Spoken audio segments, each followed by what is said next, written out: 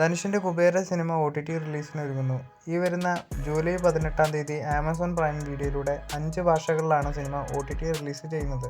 ബാഹുബലി സിനിമയുടെ ഫസ്റ്റ് പാർട്ടും സെക്കൻഡ് പാർട്ടും എല്ലാം കൂട്ടിച്ചേർത്ത് ഒറ്റ പാർട്ടായിട്ട് 2025 ഒക്ടോബർ 31-ന് സിനിമ മലയാളം ഉൾപ്പെടെ 4 ഭാഷകളിൽ റിലീസ് ചെയ്യാൻ ഒരുങ്ങുന്നു.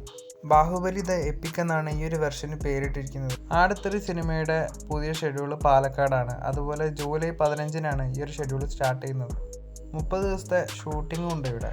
നെസ്ലിൻ്റെ മോളിവുഡ് ടൈംസ് എന്ന സിനിമയ്ക്ക് വേണ്ടി മ്യൂസിക് ചെയ്യുന്നത് ജെയ്സ് ബിജോയ് ആയിരിക്കുമെന്ന് ഇപ്പോൾ ഉറപ്പായിട്ടുണ്ട്. മേനെ പ്യാർ കിയ എന്ന സിനിമയുടെ ഭാഗത്തുനിന്ന് പുതിയ പോസ്റ്റർ വന്നിട്ടുണ്ട്. ഓഗസ്റ്റ് 29-ന് ഓണം റിലീസായിട്ടാണ് ഈ ഒരു ചിത്രം എത്തുന്നത്. ഗെയിം ചേഞ്ചർ സിനിമയ്ക്ക് ശേഷം ശങ്കർ സംവിധാനം ചെയ്യുന്ന ചരിത്ര സിനിമയാണ് വേൽപ്പാരി. ഈ ഒരു സിനിമയുടെ ഒഫീഷ്യൽ ലോഞ്ച് കഴിഞ്ഞ ദിവസം നടന്നിരിക്കുകയാണ്. 3 പാർട്ടിൽ ഒരുങ്ങുന്ന സിനിമയുടെ ചിത്രീകരണം ഉടനെ ഉണ്ടാവും. സിനിമയുടെ കാസ്റ്റിംഗ് ഒന്നും ഇതുവരെയും ഫൈനലൈസ് ചെയ്തിട്ടില്ല.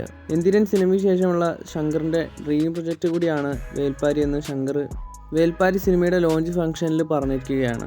വേൽപ്പാരി സിനിമയിലൂടെ ശങ്കർ കംബാക്ക് നടത്തുമോയെന്ന് കാത്തിരുന്ന് തന്നെ കാണാം. കൂലി സിനിമയിലെ മോണിക്ക സോങ് എത്തിയിട്ടുണ്ട്.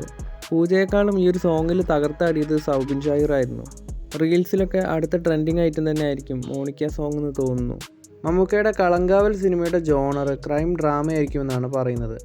ഈ വർഷം സെപ്റ്റംബർ മാസത്തിൽ കളങ്കാവൽ സിനിമ തിയേറ്ററുകളിലേക്ക് എത്തുമെന്ന് റൂമേഴ്സൊക്കെ വരുന്നുണ്ട്. സൂര്യ 47 എന്ന സിനിമ ആവേശം സിനിമയുടെ ഡയറക്ടറായ ജിത്തു മാധവനായിരിക്കും സംവിധാനം ചെയ്യാൻ പോകുന്നത് ഇപ്പോൾ ഏകദേശം ഉറപ്പായിട്ടുണ്ട്.